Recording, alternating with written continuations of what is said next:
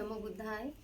बुद्ध धम्म शिकूयात बाबासाहेबांच्या दृष्टिकोनातून या उपक्रमातील आजच्या नव्या सत्रात आपले पुनश्च मनपूर्वक स्वागत करते. बुद्ध धम्म आणि संघ या त्रिरत्नांच्या प्रभावाने आपण सर्व सजीव सुखी होऊयात ही मंगलकामना करते.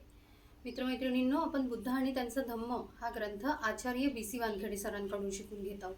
आपण सध्या खंड क्रमांक 5 मधील भाग क्रमांक 2 मध्ये आहोत. त्यामधील आता आपण दुसरं प्रकरण सरांकडून समजून घेणार आहोत. साहेबांचे स्वागत करूयात आणि आजच्या प्रकरणाला त्यांच्याकडून समजून घेऊयात. सरांचे स्वागत करूयात. वंदन सर, जय भीम. जय भीम. सर, स्वागत आहे आपलं दुसरं प्रकरणामध्ये. सर, भिक्खू कसा असावा हे आपण बघून घेतलेलं आहे मागील प्रकरणामध्ये. आता हे दुसरं प्रकरण बाबासाहेब लिहितात, भिक्खू आणि तपस्वी. म्हणजे समाजात जो काही गोंधळ आहे की तपस्वी आणि भिक्खू हे काय संकल्पना आहे, दोघांमधील काय फरक आहे, काय अंतर आहे, ते या प्रकरणामध्ये आलेलं आहे. कदाचित आपण आम्हाला तुमच्या शब्दात समजून सांगावं ही विनंती करते. तर काय होतं, भारत देश हा संपूर्ण जाती धर्म पंथाचा देश आहे. म्हणून काही लोकांचे जे तपस्वी असतात, मग ते जे तपस्वी असतात ते लोक आपल्याशी जेव्हा चर्चा करतात, नाही तुमचे भंते भिक्खू आणि आमचे तपस्वी सारखंच आहे, अशी अनेक लोकांची धारणा झालेली आहे. इतर धर्माचे लोक नाही आमचे जे तप करणारे लोक आहे ना ते आणि भिक्खू हे सेम. म्हणून हे प्रकरण या ठिकाणी फारच महत्वाचं आहे. म्हणून आता भिक्खू आणि तपस्वी हे बरोबर दोन्ही आता आपला काय फरक आहे, दोन्ही भिक्खू कसा असावा आणि तपस्वी कसा असतो. भिक्खू म्हणजे तपस्वी काय प्रश्न विचारला, याचे उत्तर नाही असे आहे. भिक्खू म्हणजे तपस्वी काय, बिलकुल नाही. भिक्खू आमचा तपस्वी नाही. स्वतः तथागतांनी निग्रोध या नावाच्या परिवर्तकाबरोबर झालेल्या संवादात या प्रश्नाचे नकारात्मक उत्तर दिलेले आहे. निग्रोध नावाचा परिवर्तक होता आणि मग बुद्धाचा आणि निग्रोधाचा संवाद झाला. एकदा तथागत राजगृहाजवळील गृधकूट पर्वतावर राहत होते. त्यावेळी औदुंबरिका राणीच्या उद्यानामध्ये राहणाऱ्या पुष्कळशा परिवर्तकामध्ये निग्रोध नावाचा एक परिवर्तक होता. त्या सुमारास तथागत गृधकुटावरून उतरून सोमगंधा नदीच्या काठावर ज्या ठिकाणी मोरांना दाणे घालीत तेथे मोकळ्या हवेत चक्रमण करीत होते. त्यावेळी निग्रोधाने तथागतांना चक्रमण करताना पाहिले. तेव्हा तो आपल्या परिवर्जक अनुयायांना म्हणाला, कृपा करून शांत रहा. श्रमण गौतम सोमगंधेच्या तीरावर आहे. त्यांच्या सांगण्यावरून सर्व परिवर्जक स्तब्ध राहिले. तथागत नंतर परिवर्जक निग्रोधाजवळ गेले. निग्रोध म्हणाला, तथागत या, मी आपले स्वागत करतो. आपण येथे आगमन करण्याचा निश्चय करण्यापूर्वी पुष्कळच विचार केला असावा. ह्या इथे सिद्ध असलेल्या आसनावर आपण बसावे. पुढे केलेल्या आसनावर तथागत स्थानापन्न झाले. निग्रोध तथागतापेक्षा एका ठेंगण्या आसनावर बाजूला बसले.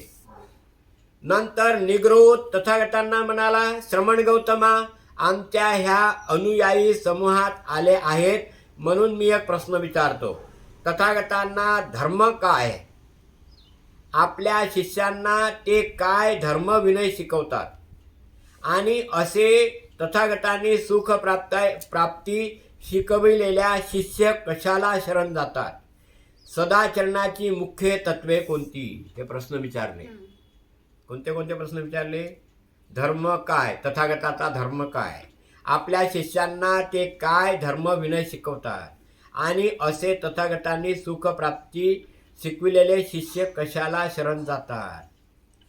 सदाचरणाची मुख्य तत्वे कोणती, ह्या सगळे प्रश्न विचारले.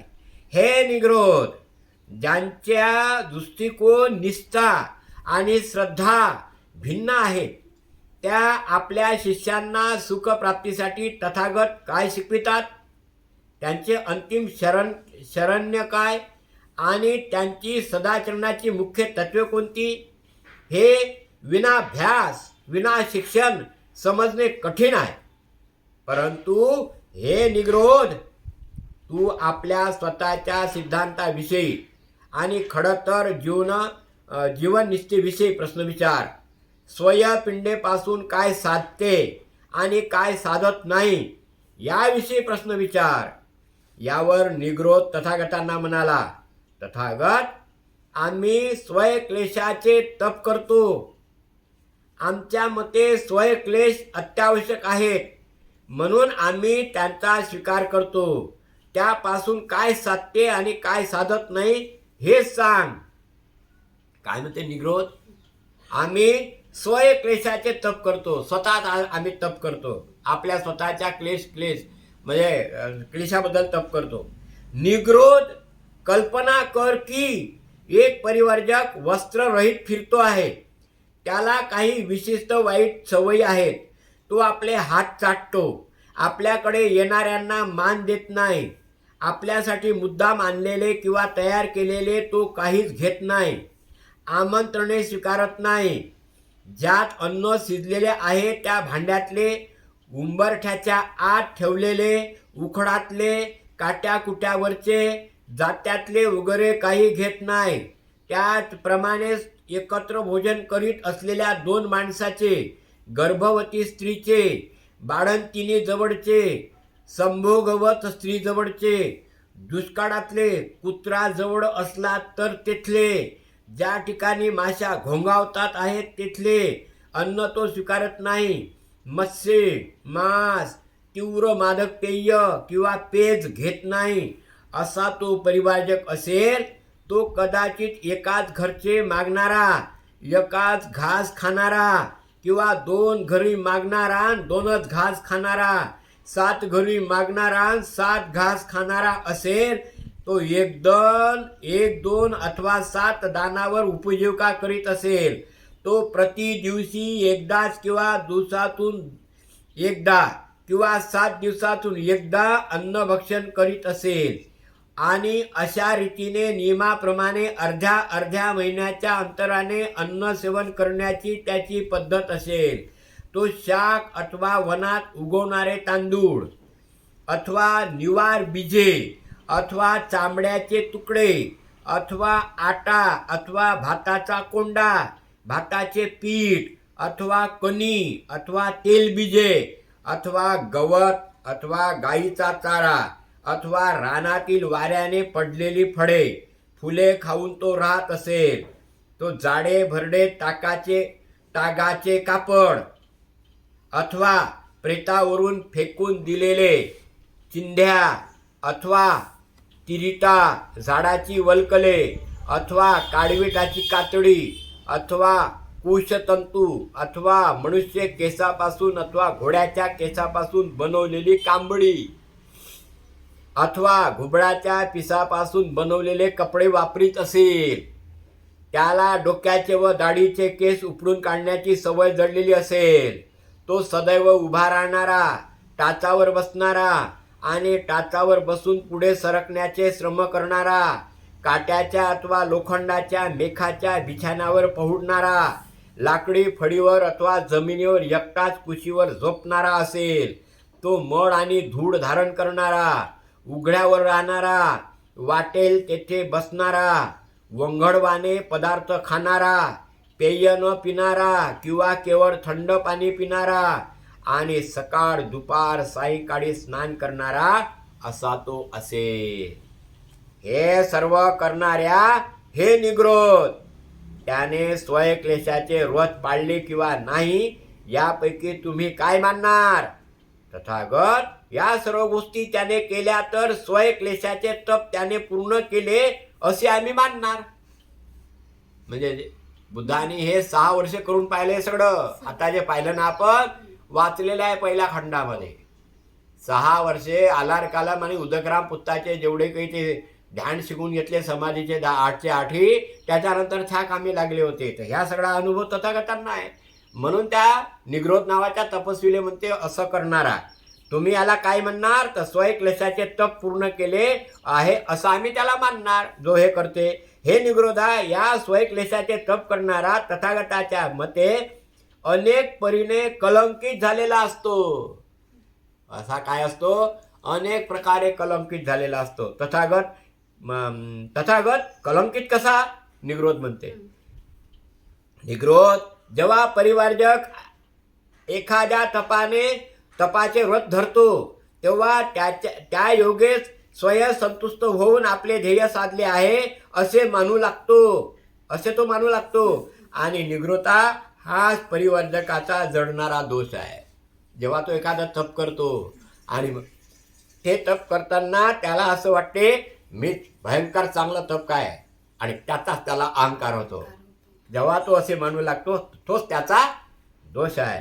आणि निग्रोधा जेव्हा परिवर्जक तपाचे व्रत धरतो तेव्हा स्वतःलाच उच्च समजून दुसऱ्याचा तिरस्कार करू लागतो. हा सुद्धा परिवार्जकीय आचरणातील कलंक आहे. म्हणजे मीच करतो हे, दुसरा कोणी करत नाही, त्याच्यामुळे त्याला त्याचा काय होतो, अहंकार होऊन जातो. निग्रोधा आणि जेव्हा परिवार्जक तपाचे व्रत घेतो तेव्हा तो त्या व्रताचे त्या तपाच्या कल्पनेने उन्मत्त आणि मोहित होऊन निष्काळजी बनतो. हा सुद्धा एक कलंकच आहे.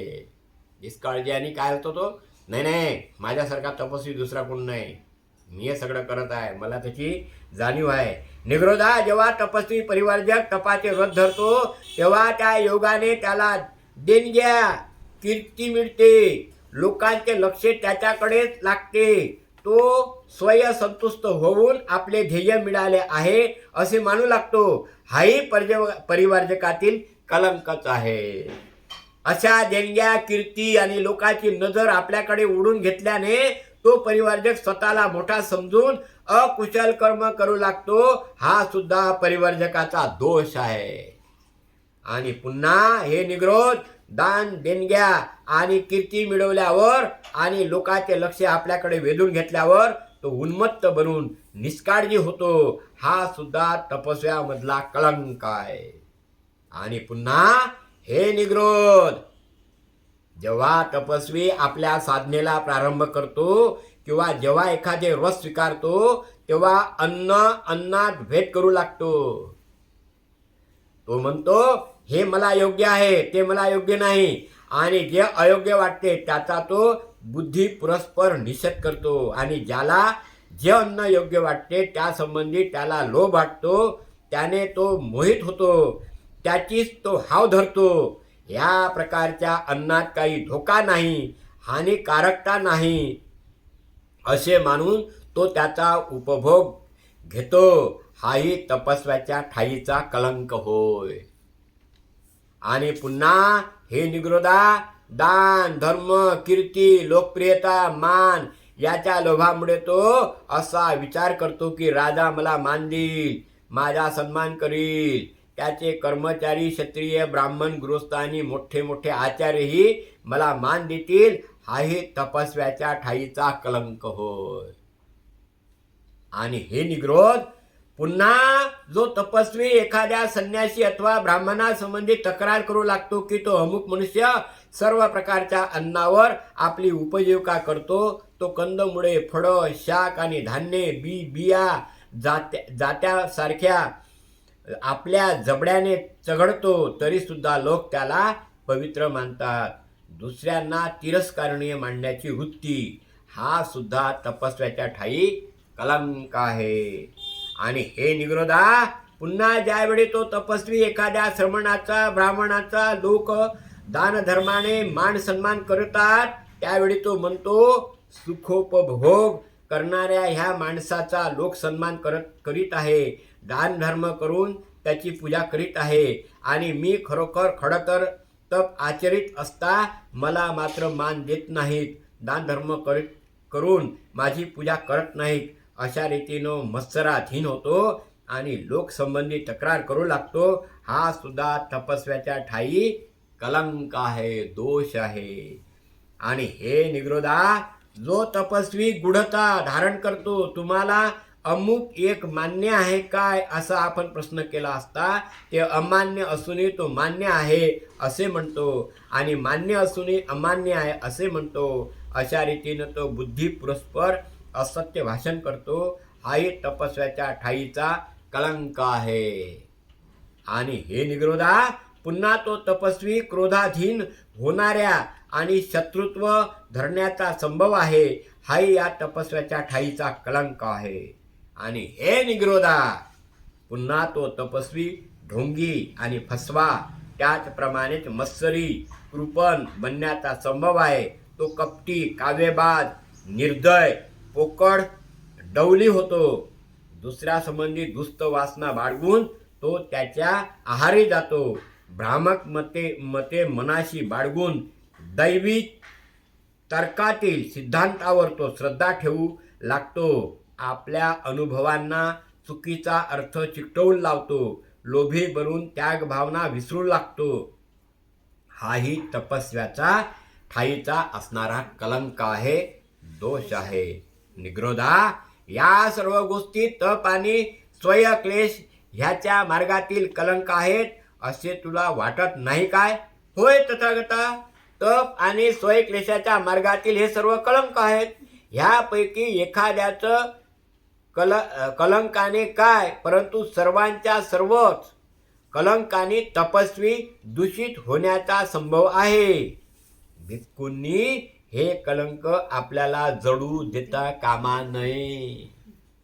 हे जे कलंक आहे ना, हे म्हणजे तो निग्रोध झाला, तपस्वी झाला, भलते लोक मागे लागतात, मान देतात, धावपळ करतात, त्यांना दान देतात आणि मग त्यांच्यातच त्यांना अहंकार येते. मग दुसऱ्यांनी माझी सेवा करावी, माझ्या मागे मागे फिरावे आणि मग मला जे पाहिजे तेच त्यांनी द्यावे. म्हणजे कुणा आणून दिलं हे मला आवडत नाही, हे मला आवडते असं मानणे, मग त्याचा लोभ करते, हाही त्याचा कलंक आहे. हे सगळे कलंक तपस्व्याचे आहे, भिक्खूचे नाही. म्हणून भिक्खू वेगळा आणि तपस्वी वेगळा. म्हणून भिक्खूंनो, हे कलंक आपल्याला जडू देता कामा नये. बुद्धाने भिक्खूंना दिलं हे प्रवचन. निग्रोधाशी झालेला संवाद, मला असं वाटते भिक्खू आणि तपस्वी यामधील तफावत आपल्याला चांगली समजली असेल. म्हणून हे प्रकरण परत परत ऐकलं आणि पुस्तकी काढून वाचलं तर आपल्याला कळेल ते. तेव्हा इथेच थांबतो. धन्यवाद सर. किती सुंदर हे प्रकरण बघा. बाबासाहेबांनी कशी सुंदर मांडणी केली आहे. म्हणजे तपस्वी कसा असतो याचं विश्लेषण इतक्या सुंदर पद्धतीने त्यांनी 2 पानात केलेलं आहे. आणि असा भिक्षू नसावा, म्हणजे भिक्खू आणि तपस्वी यांच्यामधील अंतर त्यांनी एका वाक्यामध्ये स्पष्ट केलेलं आहे. शेवटच्या एका वाक्यामध्ये भिक्खू ह्या सर्व दोषांपासून मुक्त असावा असं एका वाक्यामध्ये त्यांनी दिलेलं आहे. फारच सुंदर. पुढील सत्रात पुढील प्रकरणात भेटू आपण. सर्वांचे मंगल हो, कल्याण. जय भीम सर्वांना. जय भीम. जय भीम.